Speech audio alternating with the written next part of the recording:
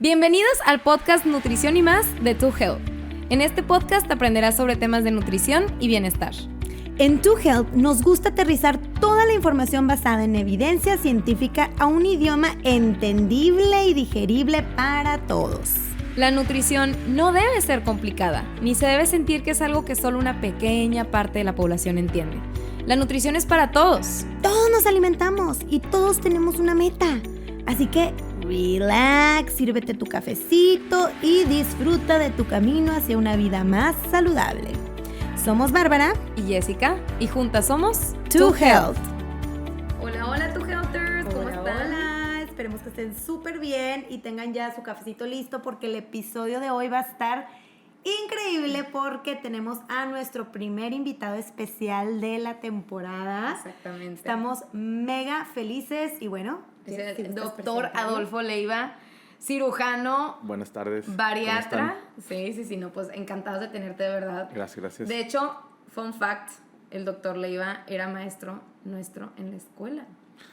Nos Ya, daba clases de Cirugía. Sí, y era un maestro muy, muy bueno. La verdad, aprendimos muchísimo de ti. Entonces es un honor tenerte aquí Gracias. en nuestro episodio. Qué raro, ¿no? Qué raro. Qué O sea, extraño. como que ya estar Claro, ahora... me visualicé haciendo tus Qué raro. exámenes. Y ya, Qué raro estar ahora y de ya este estamos lado. del otro lado. Como los dos del lado así profesional. Entonces, la verdad es un gusto tenerte. Nos encantaría que te pudieras introducir para que nuestro público te conociera. Muy buenas tardes. Bueno, para los que no me conocen, mi nombre es Adolfo Leiva. Yo soy cirujano y luego cirujano bariatra.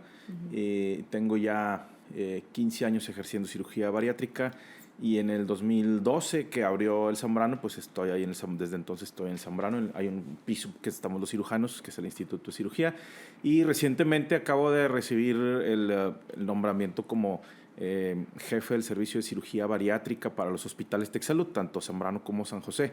Entonces, pues aquí Wow. estamos. Wow. Felicidades, doctor. Sí, felicidades. Y de verdad, para todos los que no conozcan TecSalud, pues es todo el sistema de salud Del Tecnológico de Monterrey, que la verdad es muy, muy respetado.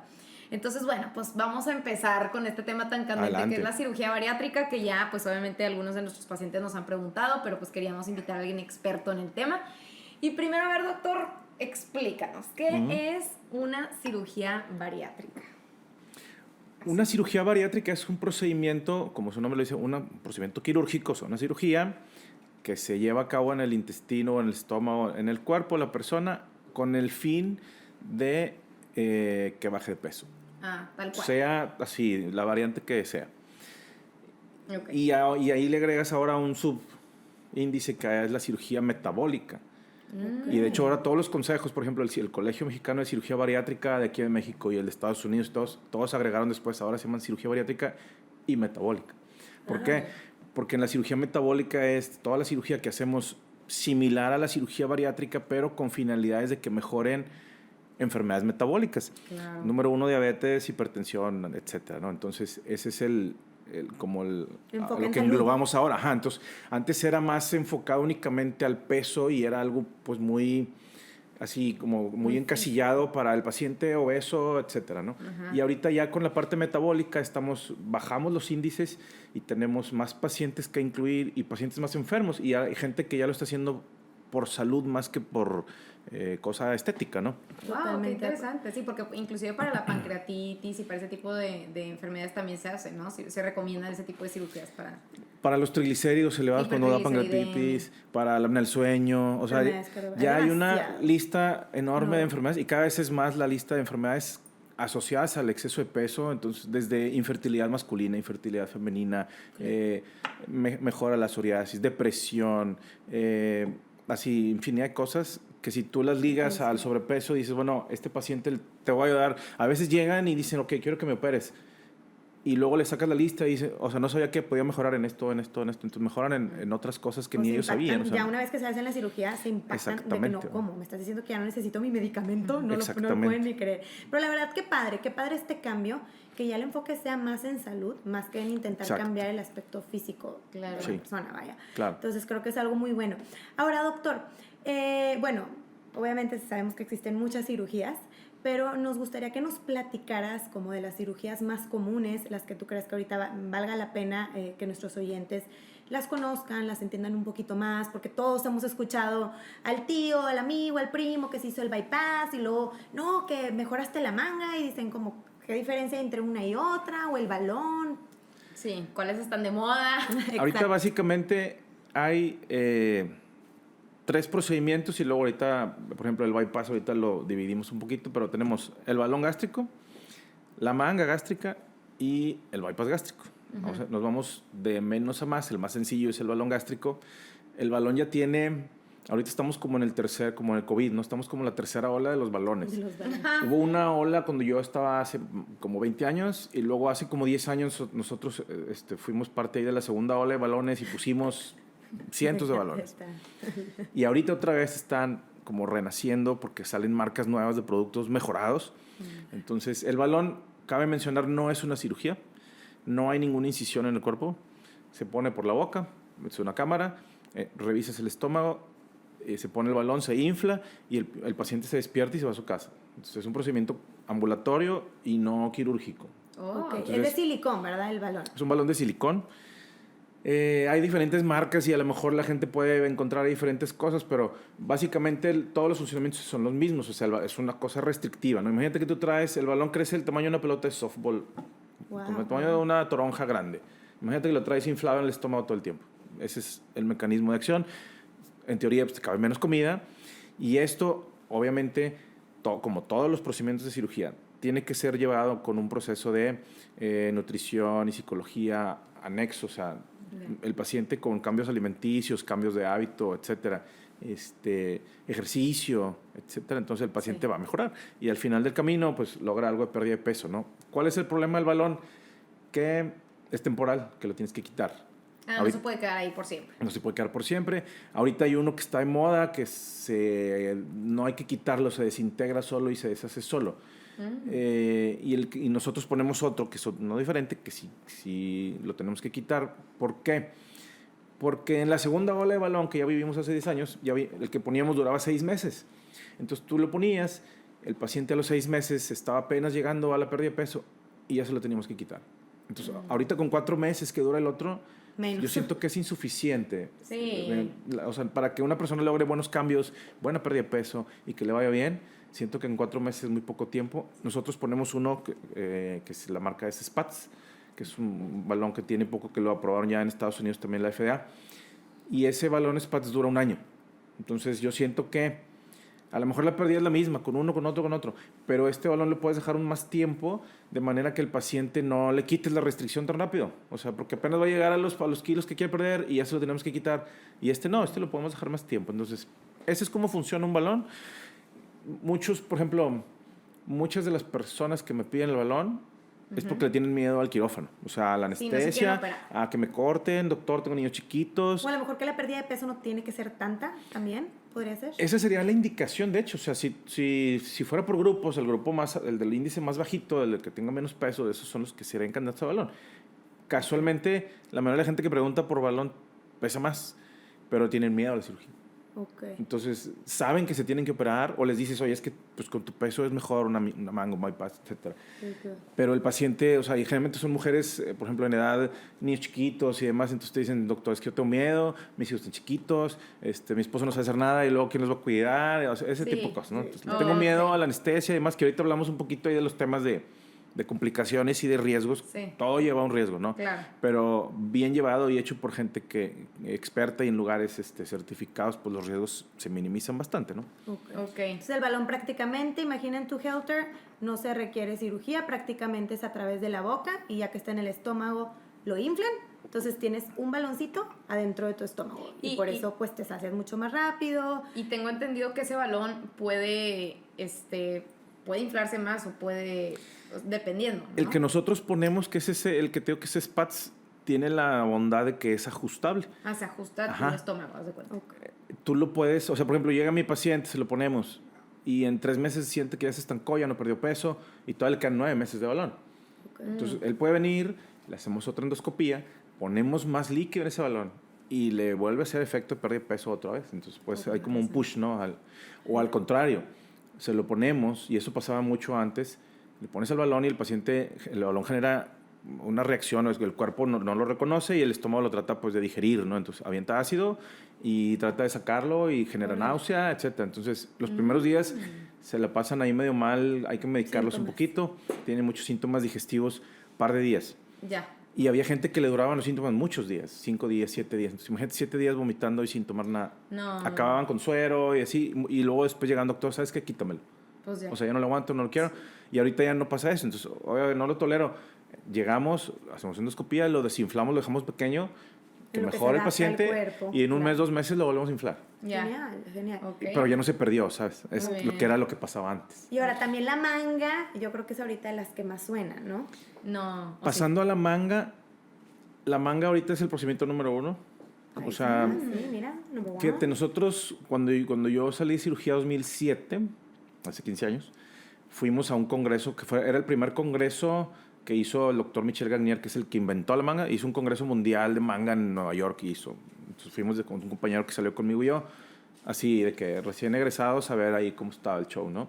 Y ahorita, 15 años después, ya que se aprobó en Estados Unidos, que creció y todo, es el procedimiento número 1 por mucho.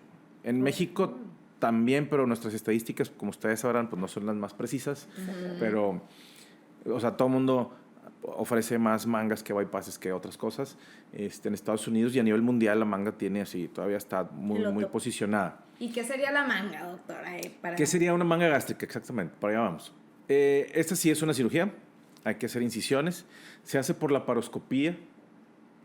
Si nos ponemos a ver orígenes de la manga, es una cirugía que, como les digo, nació en los 2000 y algo, entonces ya nació siendo laparoscópica. Yeah. O sea, no hay un antecedente que los cirujanos de antes hacían la cirugía abierta. No, la manga nació ya con incisiones pequeñitas por laparoscopía, y la finalidad es quitar como un 80% del estómago. El estómago, si ustedes lo ven en una foto, en un dibujo, etcétera, tiene la forma así como de un costalito, como de un saquito. Sí. Bueno, en lugar que sea un saco, dejamos un tubo. Por eso se llama manga. Porque queda como una sleeve, como una gastric sleeve. Así se llama. Entonces, tú quitas ese excedente del estómago, como queda completamente desconectado del otro estómago, ya no tiene para dónde vaciar, ese lo hacemos rollito y lo sacamos. Por una herida de 2 centímetros. Si la otra parte se va. Y la otra parte, o sea, esa parte se va y se queda un tubito, más o menos queda el estómago como de la forma y tamaño de un plátano. Esa es la capacidad de su paciente. O sea, si un día les pregunto a un paciente, es más o menos un plátano normal, así, eso va a ser tu estómago, con eso te vas a llenar, punto. Okay. Entonces, y sobre todo hay un gran cambio en el tema de la grelina, ¿no? El fondo, que es lo que quitamos, o sea, una parte de ese estómago que quitamos genera esa grelina, que es la que nos hace que pides la comida, ¿no? Entonces, la grelina es la hormona del hambre, tu Helters. Entonces, imagínense que en donde se produce es en la parte del fondo del estómago, y imagínate que quitan esa parte, entonces, pues, obviamente tiene un efecto cañón en los niveles de saciedad, ¿verdad? Post cirugía. Entonces, los pacientes a los 2 semanas, 3 semanas llegan y así de que la proteína y la gelatinita y dicen, doctor, es que siento, o sea, como esto, y no me da hambre, o sea, no me quedo con hambre, no estoy arañando las paredes con hambre, de que ansioso, no. O sea, quedan satisfechos con porciones pequeñas.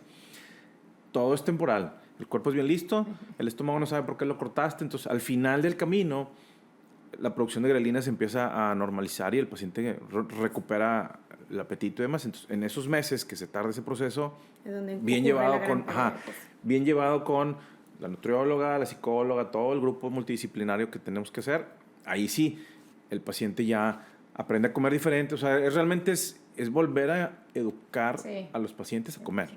¿Tienes un estómago nuevo? Ok, vamos a empezar de cero. Líquidos y luego papillas como bebé y luego cremitas y purés y ahí te la llevas. O sea, no puedes salir de cirugía y querer morder una hamburguesa, o no puedes salir de cirugía y querer comer un totopo. O sea, un caos. Entonces, son así por pasitos, ¿no? Pero con la manga les va muy bien. En pacientes jóvenes, por ejemplo, me han llevado pacientes, no sé, 20 de su edad, 25 y así, y que les hagan un bypass gástrico. Y a mí se me hace, por ejemplo, muy radical, ahorita que veamos lo del bypass gástrico. Entonces, oye, pues está muy joven, vamos a hacer una manga.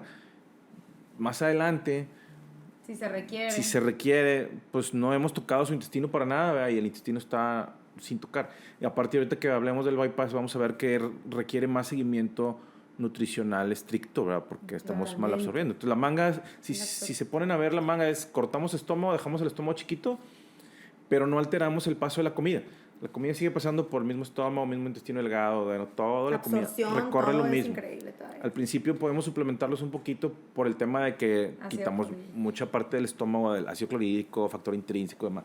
Sí. Entonces sí requieren suplementación las mangas, pero no es tan complejo y la malabsorción no es tan radical como con un bypass. Entonces se podría decir que la primera, que es el balón, es restrictiva solamente. Solamente restrictiva.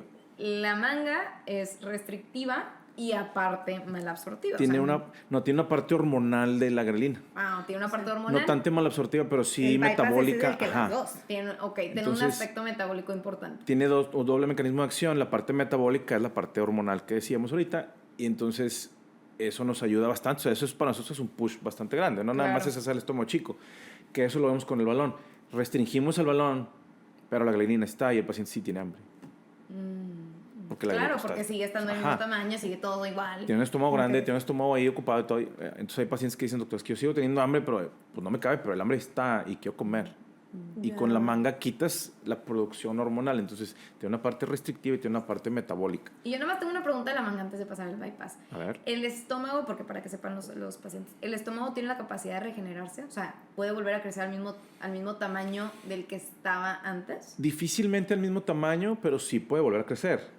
El estómago es músculo liso, entonces es como armar un zapato, ¿no? O sea, si tú te compras un zapato un número más chico y lo estás forzando, a la larga queda. Sí. Bueno, esto es igual. Y obviamente no crece solo, no crece con aire, crece con comida. Entonces, el paciente tiene que comer para poderlo dilatar. Entonces, realmente las mangas que se dilataron es porque el paciente pues sigue comiendo y vuelve a comer. Sí, claro. Se sobrepasó. Básicamente, exacto. Ahora sí. Bypass.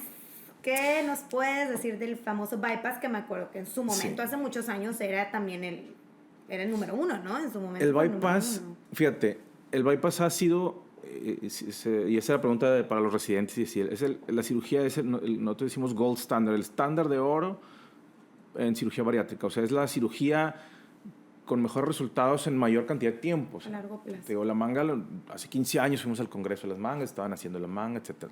Había bandas gástricas que ahorita ya no se usan las bandas, y otras cosas que ya no se usan. Bueno, el bypass tiene muchos años. O sea, si te pones a ver los libros de historia de la cirugía, es así. Es una cirugía que nació abierta, abrían al paciente y cortaban el estómago, cortaban el intestino, hacían ahí los puentes. Y ha sufrido muchas modificaciones en el tiempo con la venida de la cirugía laparoscópica y que ya todos los cirujanos se entrenaron laparoscópico. Bueno, la gente que lo hacía abierto, como cirujanos aquí en Monterrey que tienen ya más años, ellos aprendieron a hacer el bypass abierto y luego se entrenaron y lo hicieron laparoscópico y hicieron ese como switch, ¿no? Es una cirugía que ya se convirtió, ya la hacemos por laparoscopía. Hay quien todavía la hace abierta y le sale muy bien.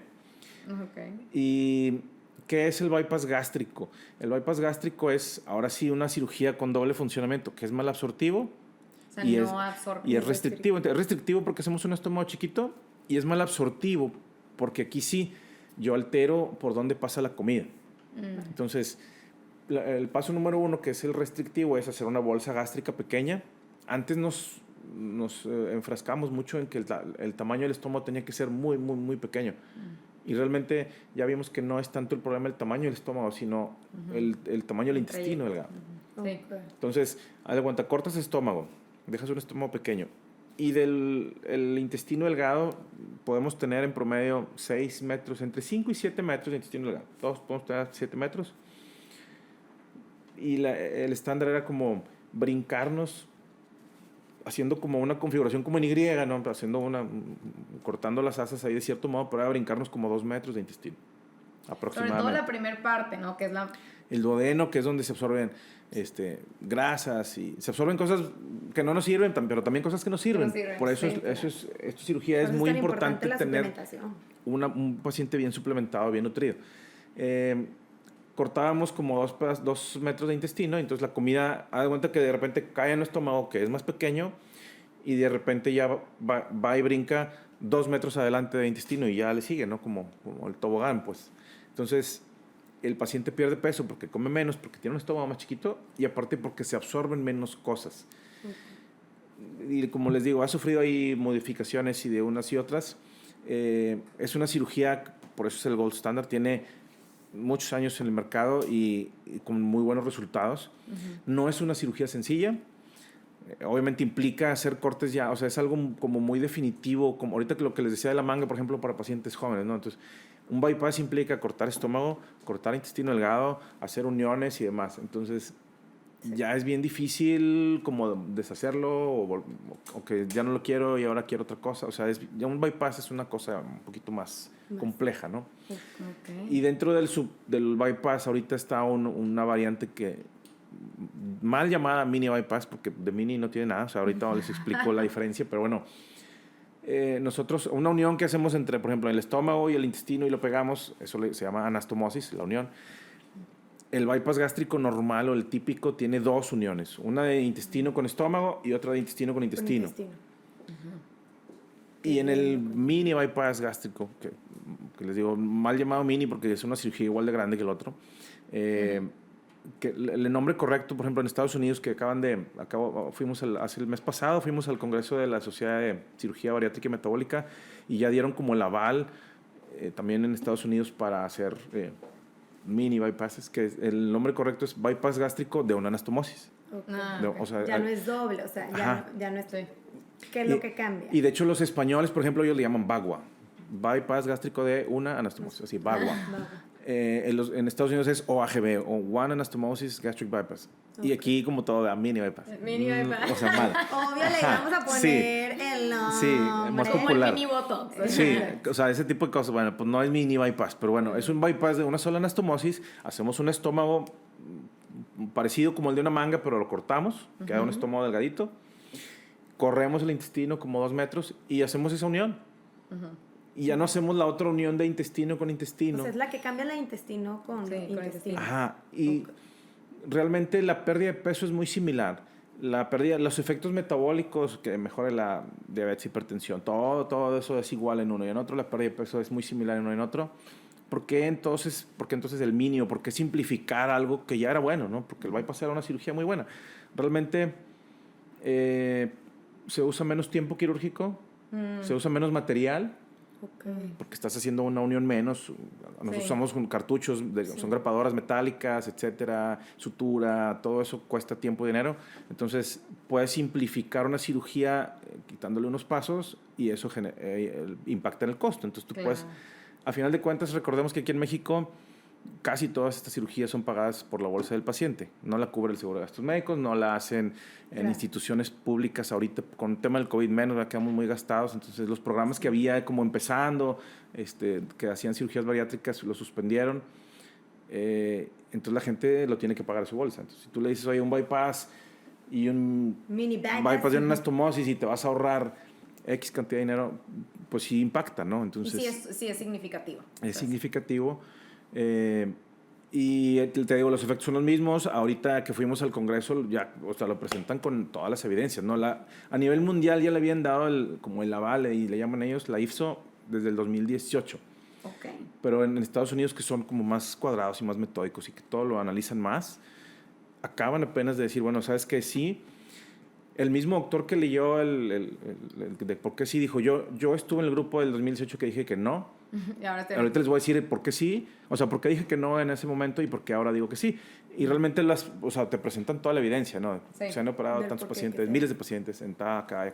O sea, gente que reporta los resultados. Nosotros tenemos ahorita, gracias a que estamos ahí, por ejemplo, con los residentes y demás, estamos haciendo una base de datos de varios doctores para tratar de generar algo de evidencia, ¿no? Yo soy investigador para CONACYT nivel candidato, soy del Sistema Nacional de Investigadores, entonces tenemos que nosotros generar ese tipo de evidencia y poder nosotros decir, bueno, en Monterrey, a los hospitales de Texsalud o cierto grupo de médicos tenemos estos números, ¿no? Publicados. Súper bien. Esa es la idea. Súper. Y por ejemplo, ¿cualquier persona se podría operar, o sea, se podría hacer una cirugía bariátrica o cuáles son como los... ¿Cómo puedo saber si soy candidato? Exactamente. La pregunta no, así siempre va ligada al peso, ¿no? Porque siempre me dicen los mensajes o cuando te buscan los pacientes, ¿no? Y es, doctor, es que tengo 15 kilos arriba. Doctor, es que peso 90 kilos. Doctor, peso... Y es bien difícil, porque es una relación peso-talla, ¿no? Y ustedes la saben, se llama índice de masa corporal. No es lo mismo alguien que pese 100 kilos pero que mida 1,90 o alguien que pese 100 kilos y mida 1,50. Sí. La masa es diferente, ¿no? El individuo está más largo uno y más hecho bolita el otro. Bueno, pues entonces la masa el índice de masa corporal del más bajito es más alta que el de la persona más alta, ¿no? Está más basado en el IMC. Está basado en el IMC. El punto de corte de nosotros es el IMC. Yo sé que no es la medida más exacta, porque debería de ser diferente hombres y mujeres, la persona que hizo ejercicio, la persona que no hace ejercicio, o sea, la masa muscular. No medimos eso para hacer nuestro corte, pero va ligado a peso y estatura. Ok, o sea, es el IMC, pero aparte tiene que cumplir con algún otro tema, a lo mejor... Que ya haya intentado perder peso. Todos tienen, te dicen que tiene que tener intentos documentados fallidos por pérdida de peso. Todos los pacientes que llegan al consultorio, todos ya hicieron muchas cosas, ¿no? Todos, claro. Medicamentos, nutriólogas, doctores, se inyectaron cosas, o sea, ya hicieron muchas cosas para llegar al punto de la cirugía, ¿verdad? Ese punto yo creo que no es problema. Y el otro punto es, por ejemplo, puede ser una persona sano, metabólicamente todo sano, con un IMC arriba de 40, y si está completamente sano se puede operar. Ah, ok. 35 con algunas enfermedades, y por ejemplo para diabetes ya estaba el índice en 30. Tú puedes tener un IMC de 30 y ser diabético y ya ser candidato a cirugía. Y eso tiene que haber una comorbilidad. ¿Vale? Ajá, enfermedades relacionadas al peso. La más importante aquí es diabetes, hipertensión, colesterol elevado, o sea, dislipidemia, apnea del sueño, problemas en las articulaciones. Y ahí les digo, y ya la lista se hace larguísima, ¿no? Ok. Y creo que la persona tiene que estar como abierta a hacérsela, porque no puede ser porque es que me dijo, no sé, mi mamá, que sí te topas casos así, me trajeron mis papás o mis papás me quieren obligar o me dijeron que lo tenía que hacer, pero creo yo que algo súper importante es que venga tienes que estar convencido.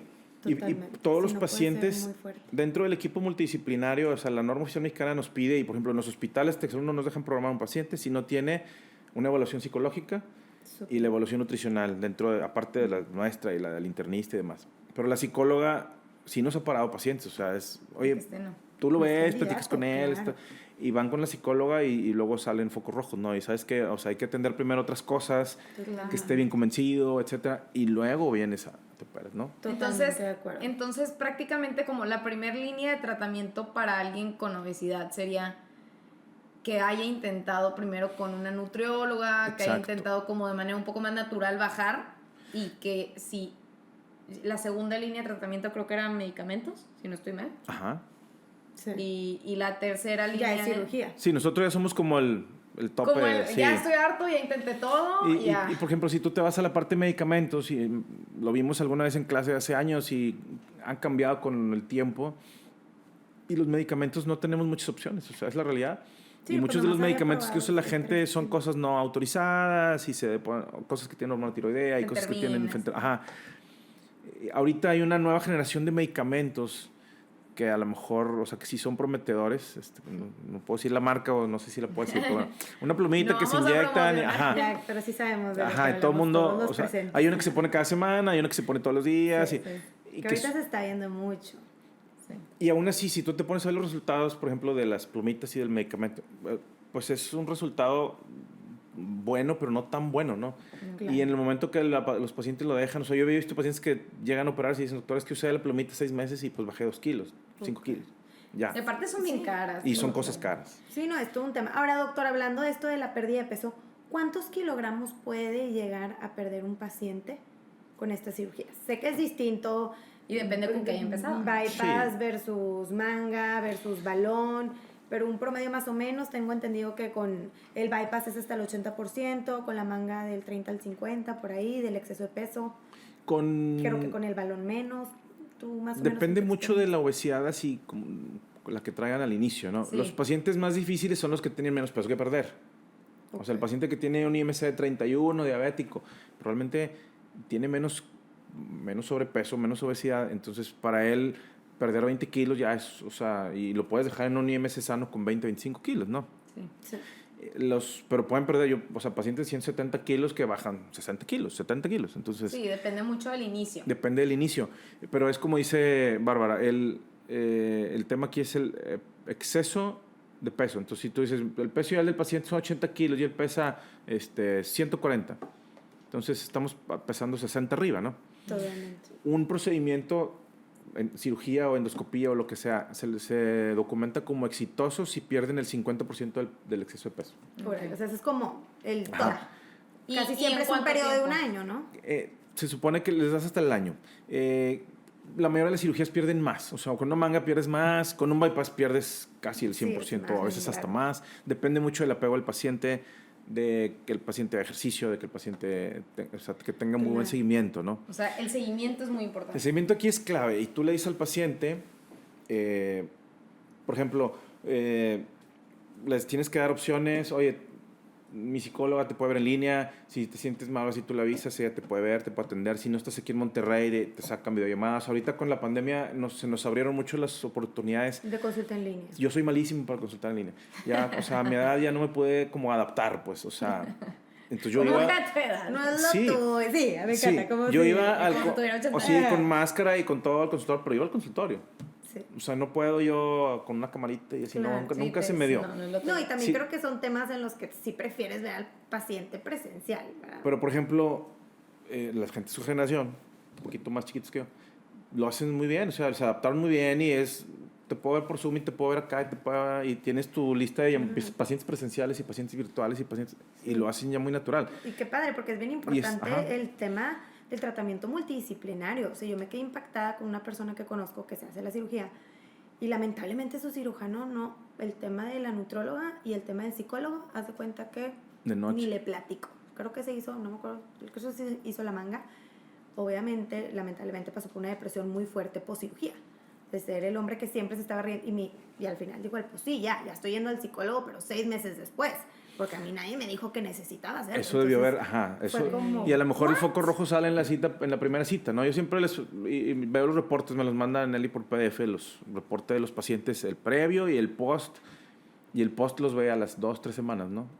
Y la mayoría de las veces es positivo, o sea, el paciente se siente bien, y que ya me siento, ya estoy poniendo peso y me siento bien y me gusta cómo estoy comiendo.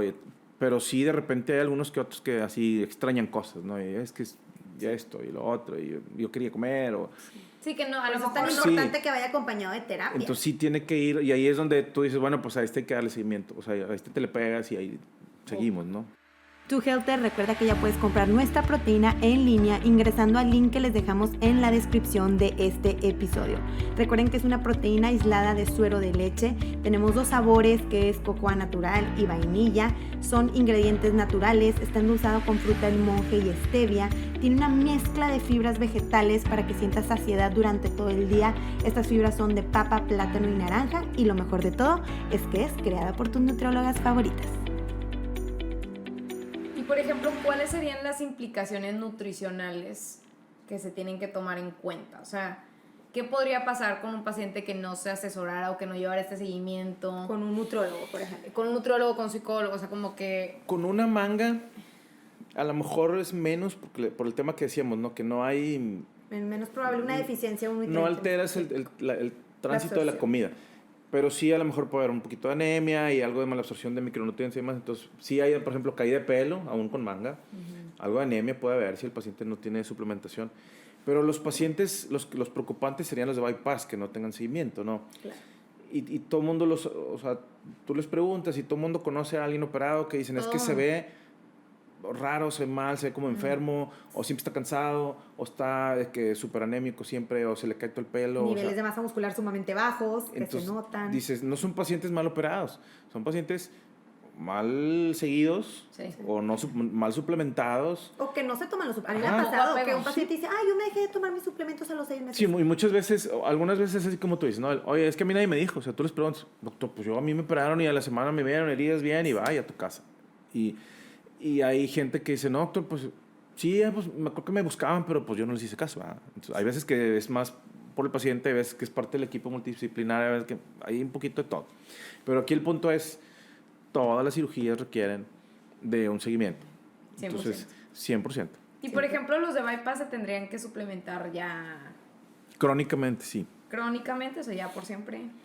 porque hubo una alteración ahí en el tema de... Sobre todo calcio, vitamina D, creo yo. Ahorita es muy fácil, sí tiene que ser ya crónico, pero sí es muy fácil porque hay medicamentos ya como de marcas especiales que son para pacientes con bypass, ¿no? Entonces, sí, bariátricos. Tomas tus pastillitas de estos y ya, ahí va a ir el calcio, ahí va todo. Sí, pregunto porque muchas veces también lo hemos visto en consulta, que es, no, pues sí, ya me dejé de tomar mis medicamentos, mis suplementos, hace 1000, y es como, oye... O sea, ¿quién se los indicó, va? O sea, ¿quién te dijo ya no te lo tomes? Realmente el problema aquí es que somos muy malos pacientes, todos. Y todo el mundo, o sea, tomar un medicamento todos los días de tu vida por años y años y años, es bien difícil. Sí. Pero y a todo el mundo se nos olvida, todo el mundo te cansas, ya no quieres gastar, no quieres comprarlo. Sí, eso también pasa, que dicen, ay, pues, me siento muy bien, entonces... Exacto.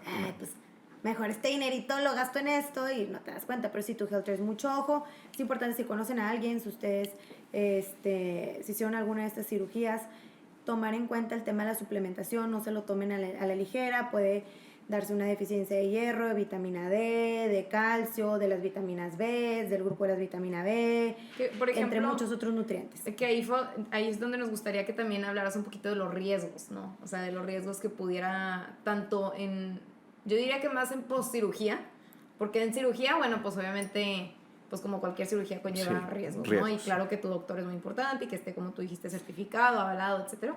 Sí. Aquí hay el riesgo número uno al que el paciente le tiene más miedo es así, la mortalidad. Sí. ¿Cuántos pacientes o cuál es la tasa de mortalidad de un paciente de una cirugía bariátrica? La tasa de mortalidad, si se hace por gente que lo hagamos de manera consistente, equipos multidisciplinarios y demás, la tasa de mortalidad es similar o menos que la de una vesícula por laparoscopía o que la de una histerectomía. O sea... 0.0... Muy baja. Súper baja. Entonces, ¿qué quiere decir esto? Que siempre lleva riesgo.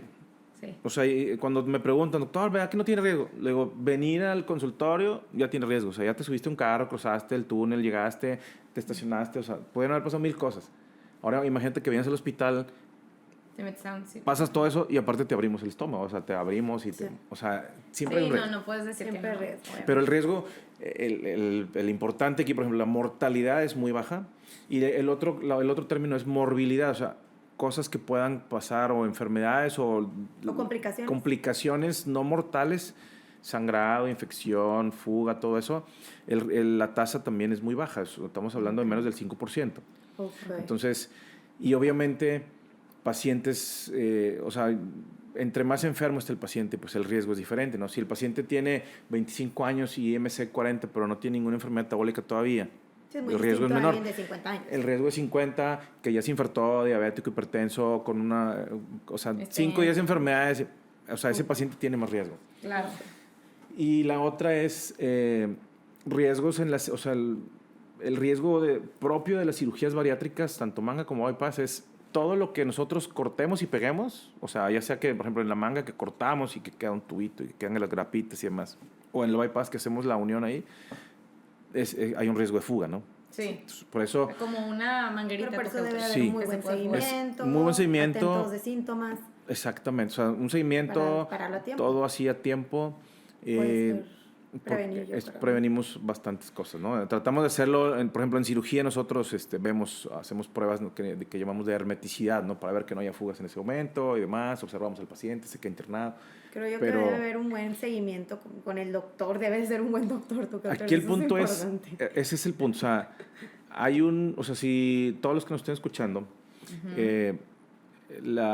hay un colegio mexicano de cirugía para la obesidad y enfermedades metabólicas. Así lo buscas en Google y todo sale. Y ahí está la lista de cirujanos que estamos certificados. Y aquí en Monterrey hay muchos, y o sea, casi en todo México hay, o sea, en Saltillo hay, en Tamaulipas y en todos lados. Entonces, si tú vas y te pegas con un doctor que ya esté en esa lista, pues también ya tienes un poquito como más de seguridad de que te está atendiendo una persona que pasó por un proceso, porque finalmente es un escrutinio, ya te revisan pacientes, demás, exámenes, todo. Entonces, para llegar a tener el papel, o sea, para llegar a estar en la lista de la certificación, pues es todo un paso, ¿no? Toda una serie de pasos. Entonces, primero que vayan busquen, aunque sea un doctor que esté en la lista, que esté certificado. Si no aparece ahí, pues busquen otro doctor que esté ahí. Sí, tú, Helters, tengan mucho cuidado con eso. Y doctor, aprovecho ya nada más ya se nos está acabando el tiempo, pero unas últimas preguntitas. Que es común, por ejemplo, que el paciente que ya se sometió a una cirugía, con los años puede llegar a recuperar el peso, entendido como el 20% de los casos. También que dices tú, órale, ya te sometiste a una cirugía y ¿cómo que recuperaste el peso? ¿Qué le puedes decir a estos pacientes y qué cosas crees que influyen en esta reganancia de peso? Habría que ver qué tan tarde es. O sea, hay veces que empiezan y están en una meseta y de repente empiezan a retomar algo de peso. Si en ese momento lo sabemos redirigir con nutrición, muchas veces es recuperable y se salva y vuelve a bajar su peso y todo. Okay. Si ya pasaron años, que muchas veces ya pasan años, ya hay una dilatación, por ejemplo, del estómago, ¿no? Yo siempre le digo al paciente, yo nada más te puedo tratar una sola vez. O sea, yo te opero, corto, hago el estómago, lo dejo pequeño o hago la unión y yo ya no puedo hacer nada.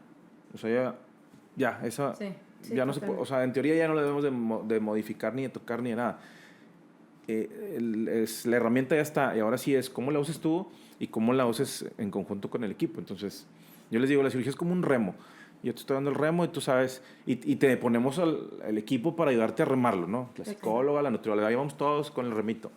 Tú sabes, si no les haces caso, si avientes el remo, si te avientes al agua, si te comes el remo, cada quien hace lo que quiere. Si te quedas así, ¿verdad? Entonces, eso es importante. O sea, hay que brindarles herramientas, pero al final de cuentas la reganancia de peso es un problema muchas veces de abandono de seguimiento. Okay. Los pacientes se cansan de hacer dietas y es que nunca me dijeron bien la dieta y me dejaron con esa dieta y ya me cansé y entonces yo empecé a comer y ya. O preguntar a las personas menos indicadas, ¿no? A la amiga y a la vecina. Sí. No, y muchas veces hay que recordar, tú, Helters, que a lo mejor el problema de los hábitos, y no se trata del problema de raíz, que a lo mejor es una muy mala alimentación, rico en puros alimentos procesados, nada de frutas y verduras, comiendo pésimo. Obviamente, si vuelves a esos hábitos que tenías a lo mejor previos a la cirugía, probablemente vamos a recuperar el peso. Y por eso, o si seguimos siendo sedentarios, a lo mejor, que está comprobado que el ejercicio es una excelente herramienta para mantener el peso perdido. Eso también es importante. O como no hubo a lo mejor un tratamiento psicológico adecuado. Exacto. En el camino a lo mejor la persona lamentablemente pasa por un mal momento en su vida y termina utilizándolos. Entonces, puede ser muchas razones, pero por eso es importante trabajarlo, ¿no? Tener las herramientas, o sea, que sepas, la psicóloga se llama así, debo tener el dato. Bueno, el doctor debe tener el dato. Doctor, oye, necesito que me canalice con... O por ejemplo, el tema de nutrición igual, o sea, de repente de que, oye, es que ya no fui. ¿Y por qué ya no? No, porque me cayó gorda su nutrióloga. O sea, te puedo mandar con otra y con otra. O sea, no dejes de tener tu seguimiento. El punto es no perder el seguimiento. Y ya por último nos gustaría terminar con un tema un tanto controversial, que es el movimiento ahora de salud de estar bien en todas las tallas, ¿no? ¿Qué tanto realmente, digo, supongo que, pues, claro que va a haber, me imagino, muchísimos comentarios interesantes de este podcast, ¿no? En todos los aspectos, pero ¿qué tanto ha venido afectando este tema de la cirugía bariátrica? Que supongo que también mucha gente está en contra de, ¿no? O sea, de, oye, acéptate como estás, etcétera. ¿Qué opinas al respecto? Fíjate que eso, o sea, yo creo que fue, digo, y no se pensó así, ¿verdad? Pero esto que te digo, el nombre de cirugía bariátrica y que se agregó la parte metabólica, fue hace 10 años más o menos. Y entonces, por ejemplo, que se bajaron los índices para autorizar la cirugía también ya fue hace unos años. Que la ADA, la Asociación Americana de Diabetes, pusiera que diabéticos con IMC 30, no sé qué, que se pueden operar. O sea, que los endocrinólogos e internistas en Estados Unidos acepten que la cirugía va a ayudar. Eso nos ha ayudado mucho. Yo siento que no ha variado mucho el flujo de pacientes, pero sí les ha variado el chip. O sea, vienen ya pensando en salud. Muy bien. O sea, no es de que, doctor, es que me siento mal en mi peso, esto. No es... Estoy preocupado por mi salud. Antes no tenía y ahora los laboratorios, miren cómo están, y tengo hígado graso y tengo esto. Entonces, ahora sí quiero hacer algo, no por estar delgada ni por estar... Quiero hacer algo por mi salud. O sea, quiero ver mis laboratorios en 3 meses y que se vean mejor y mejorar mis glucosas y demás. Entonces, yo siento que ese es el enfoque. Y supongo que ustedes, doctores, también hacen lo mismo, ¿no? Exacto. O sea, enfocar todo en salud. Lo enfocas a la salud. Obviamente, si llega, no sé, la paciente de 20 años... con todo sano y los mejores laboratorios que tú y que yo, pues no hay mucho metabólico que buscarle ahorita. Sí, es más como preventivo. Ajá. ¿No? Entonces, sí, o sea, realmente yo creo que es un movimiento, yo creo que es algo positivo. Claro. Es un movimiento muy positivo. Sí, definitivamente. La parte psicológica también ayuda ahí bastante, o sea, porque nos ayudan a detectar otro tipo de razones por las que la gente se las quisiera estar haciendo las cirugías y demás, pero al final de cuentas acabamos en que la gran mayoría de los pacientes lo hacen pensando por salud, ¿no? Incluso en los pacientes jóvenes o adolescentes, 18 o así, los papás no los traen por salud. O sea, doctor, es que me preocupa porque pesa tanto, ¿no? Y no queremos que crezca y sea un adulto con enfermedades, aunque no las tenga ahorita. Excelente. Pues muchísimas gracias. De verdad que esperemos hayan aprendido muchísimo, tu Helters. Muchas gracias por tu tiempo. No, gracias por la invitación. Nos encantaría que nos dijeras cómo te pueden buscar en tus redes sociales o dónde estás ahorita consultando. Todo. Instagram estoy DR Adolfo Leiva, todo junto. Leiva con Y. Leiva con Y y con V, sí. DR Adolfo Leiva. Facebook también, cirugías de obesidad, doctor Adolfo Leiva. Y yo estoy en el Zambrano. El teléfono ahí para sacar cita para el Instituto de Cirugía es 81 8888 0575. Excelente. Entonces, ahí estamos en el Hospital Zambrano, cuarto piso, donde mismo que siempre, y esperemos ahí seguir mucho tiempo. Excelente, pues muchas genial, gracias, doctor. De verdad, no sabes el gustazo que nos dio. Igualmente, gracias. De verte por acá, qué padre. Y pues bueno, cualquier cosa ya saben, le pueden escribir al doctor. Un placer tenerte con nosotros y también nos pueden mandar DM para cualquier duda, tu Helters. Nos vemos en el próximo episodio. Estén bien.